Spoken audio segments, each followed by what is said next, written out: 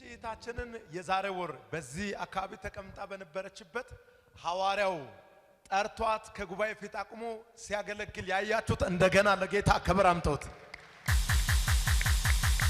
ሐዋርያው ከጉባኤ ፊት አቁሟት ስናገር አንቺ ሞትን የፈራሽው ልጅን ለማን ጥዬ ነው የሚሞተው ብለሽ ነው የፈራሽው፣ ግን ልጅሽን አንቺው ራስሽ ታሳድጊያለሽ። አክሞች ያሉሽ አንቺን ኩላሊት ዳያሊሲስ አድርጊ አይደል የተባልሽው ስትባል አዎ አለች። ምንም አትሆኝም፣ አሁን ሄደሽ ተመርመሪ ተፈውሰሻል ብሎ ጸለየላት። አሁን ተፈውሼ ይኸው በፊታችሁ ለምስክርነት ቆምኩ ትላለች። ጉባኤው እልልታ፣ ጭብጨባ፣ ክብር ቆሞ ለጌታ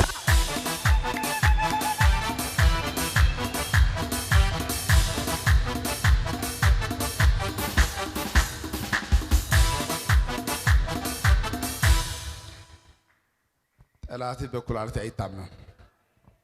የድሮ ኩላሊት ቀላል ነው፣ ውሃ ጠጣ ይባላል።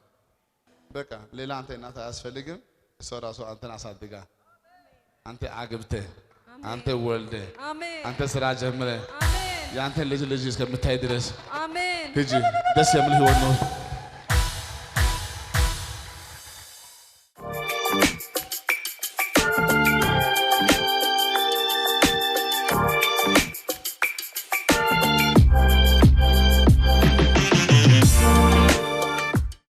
እቺታችን ከላጋጣፎ ነው የመጣችው እና መጋቢት 9 ላይ የነበርኩበት ሁኔታ በጣም ከባድ ነበር። ሐኪሞች ሲነግሩኝ እዛ በነበረው በአካባቢው ባለው ሆስፒታል ሲሄድ እግሬ ደንዝዞ መራመድ አልችልም ነበርና ወደዛ ሲሄድ እንዲህ አሉኝ፣ ኩላሊትሽ ላይ ውሃ ተቋጥሯል፣ ይሄኛውን ህክምና እኛ አንችልም፣ ካስፈለገ ሪፈር መጻፍ እንችላለን ሲሉኝ እኔ መታከም አልችልም አቅምም የለኝም ብዬ ተናገርኳቸው።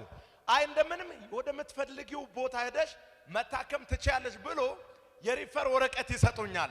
ይሄንን ወረቀት ይዤ አቅምም ስላልነበረኝ አዲስ አበባ ሐዋርያውን ላገኘው ስመጣ እዚህ የለም ስባል ወደ ሐዋሳ ሄዷል ተባለ።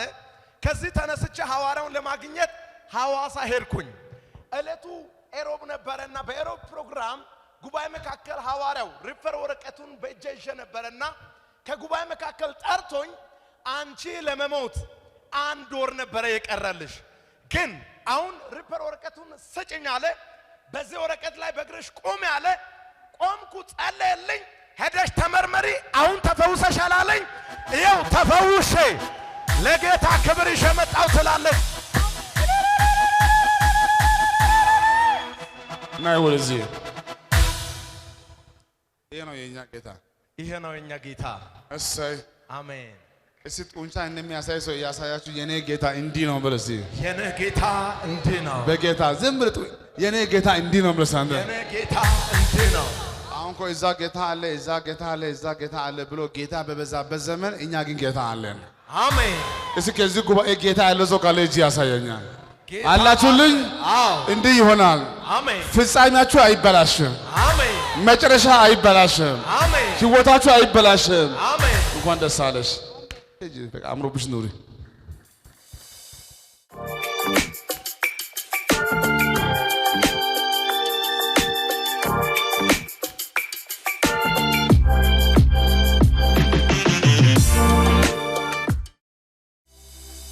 ወንድማችን ሲነግረኝ ከዚሁ ከአዲስ አበባ ነው የመጣው። የሆነለት እጅግ ትልቅ ነገር ነው። ሐዋርያው በስልክ ደወለና እንደዚህ አለኝ አለ፣ በቤታችሁ ሞት አይሆንም፣ የሞት አዋጅ ተሰብሯል፣ እግዚአብሔር ቀድሟል አለኝ። ከዛ በኋላ እፈልጋለሁ ና ገስታው ጸልይልሃለሁ አለኝ። ፎቶዎችን ይዤ ሁሉንም ፎቶ ይዤ ወደ ገስታውስ መጣሁ አለኝ። ገስታውስ ስመጣ አሁንም አየና የወንድሞቼን የአባት የእናቴን የሁሉንም ፎቶ አየና የሞት አዋጅ ተሰብሯል፣ እግዚአብሔር ቀድሟል አለኝ። ሌላ መልእክት አልነገረኝም።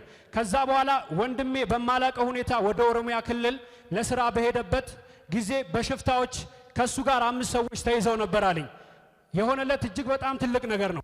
ከዛ በኋላ ደወለና እንደዚህ ተይዣለሁ፣ በጣም ብዙ ብር ጠይቀውኛል አለኝ። ከዛ ተጸልዮላል፣ እግዚአብሔር ቀድሟል አልኩት አለ። ከሱ ጋር የተያዙት 5 ሰዎች ተገድለው እርሱ ግን በማይታወቅ ሁኔታ አምልጦ አሁን ወደ አዲስ አበባ መጥቷል ይለኛል። ለጌታ ክብር እልልታ ጭብጨባ ጌታን አመስግኑለት። ሃሌሉያ አስቀድሞ ጌታ ምን አለ እጅ ከፍ አድርግልኝ በአጠገቤ ሺህ በቀኝ 10 ሺህ በአንተ ላይ ግን በአይኔ ብቻ በእኔ ታምነሃልና ስምን አውቀሃልና ረዥም ዕድሜ አጠግብሃለሁ ቀኝ እጅ ከፍ አድርጉ ያለ ጊዜ አትሞቱም አሜን ያለ ጊዜ አትሞችም አሜን ሞትና ሐዘን አይሆንም አሜን ይሳካልክ እሰይ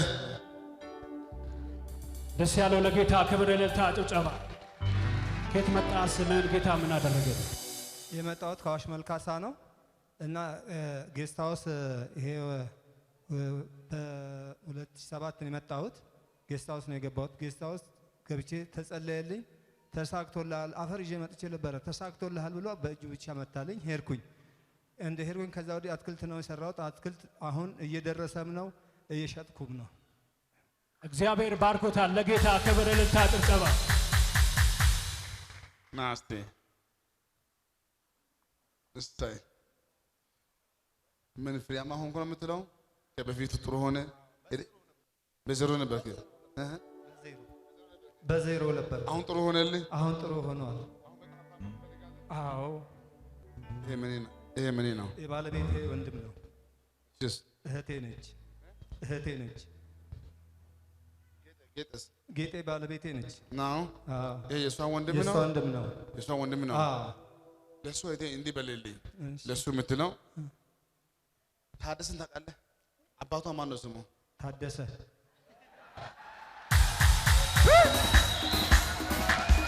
አራ ጩኸት ያለው ለጌታ አሹ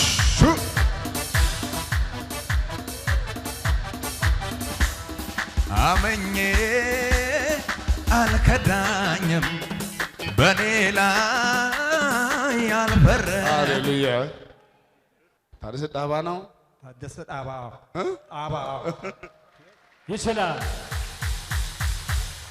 ሁለት እጃችሁ ከፍ አድርጉልኝ ግን ትመሰክራላችሁ አዎ ለዘር ማንዘራችሁ መልካም ይሆናል አሜን ከመቱ ነው የመጣሁት እዚህ የዛሬ ዓመት መተን ጌስት ሃውስ ገባን የአንድ ቀን ሌሊት ከዛን ባለቤቴና የባለቤቴ ጎረቤት ይታመሙ ነበር አንድ አይነት ኩላሊታቸውና ወገባቸው በጣም ነው የሚያማቸው ስል እንደዚህ ሳወራ ቀላል ሊመስል ይችላል እንዲህ ተጓትተው ነው የሚሄዱት አንድ አይነት እንትን ነው በሽታቸው ኩላሊትና ወገባቸውን ነው የሚይዘው ዩኒቨርሲቲ ግቢ ነው የሚሰሩት እዛ ነው እንትን ስራቸው በጣም ከባድ ስለሆነ አንድ አይነት ስራ ነው የሚሰሩት አንድ አይነት ነው እንትን የሚሉት የሚታመሙትም ከዛን እዚህ መጣው እዚህ መጥቼ ሲጸልይ ሐዋርያ ለስድስት ሰው ደውሉና ለምትወዱ ሰው ሰላሙ ነው አልበሉ ተባል ከዛ ደወልኩና ለሷም ደወልኩላት ሰላሙ ነው አለ ብሏል ሐዋርያው አልኳቸው እሷም ወዳው ተፈወሰች ባለቤቴም ወዳው ተፈወሰች እኔ ሲገባ